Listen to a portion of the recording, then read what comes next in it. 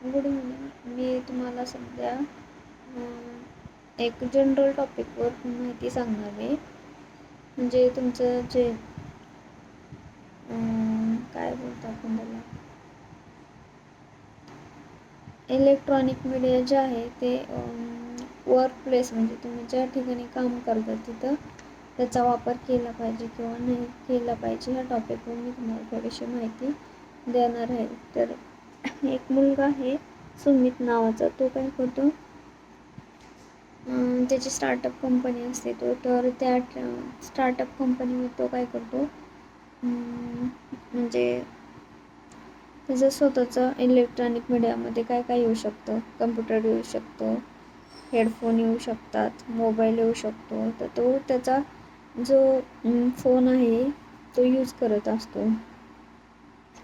तो मग तो यूज करतो. तर जेव्हा यूज करतो तेव्हा म्हणजे त्याला फक्त स्वतःलाच माहीत असतं की तो फोन यूज करतोय. पण थोड्या वेळाने त्याचा जो मेंटर तिथे पोहोचतो आणि तो चेक करतो की हा फोन यूज करत आहे. मग तो त्याला न सांगता यूज करत असतो. तर मग तो त्याला सजेस्ट करतो की काय काय गोष्टी म्हणजे कुठं यूज करायला पाहिजे आणि कुठं यूज नाही करायला पाहिजे. तो त्याला त्या गोष्टीचं महत्त्व पटवून देतो. आणि नंतर काय होतं, जेव्हा म्हणजे वेळ येते की आपल्याला आता सपोज तुम्हाला ईमेल राईट करायचा आहे तर तुम्हाला त्याच्यासाठी तुमचं इलेक्ट्रॉनिक डिव्हाइस लागणार आहे. म्हणजे कम्प्युटर लागू शकतो, मोबाईल लागू शकतो, कारण कम्युनिकेशन करायचं आहे तुम्हाला. कम्युनिकेशन मस्ट आहे म्हणजे मेलवर. तर मग तुम्हाला तेव्हा म्हणजे कुठं आपण इलेक्ट्रॉनिक डिव्हाइस वापरले पाहिजे आणि कुठं नाही वापरले पाहिजे हे त्याचं थोडंसं म्हणजे अवेअरनेस पाहिजे आपल्याला.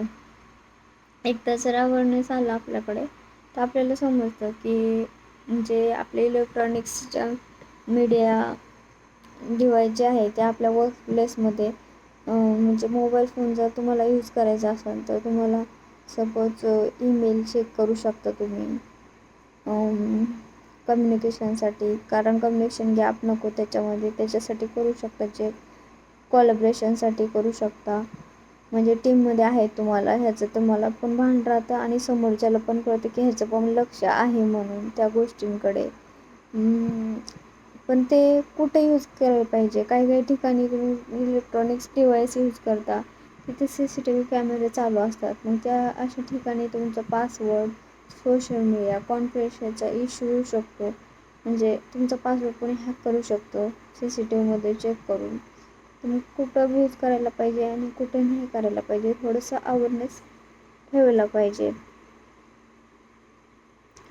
मग त्याचे ॲडव्हान्टेजेस काय आहेत, म्हणजे जे तुम्ही इलेक्ट्रॉनिक मीडिया यूज करताय वर्कप्लेसमध्ये, ॲडव्हान्टेजेस डिसॲडव्हान्टेजेस काय आहेत ते तुम्ही ॲक्टिव्हिटी करू शकता एक स्वतःला विचारण्यासाठी.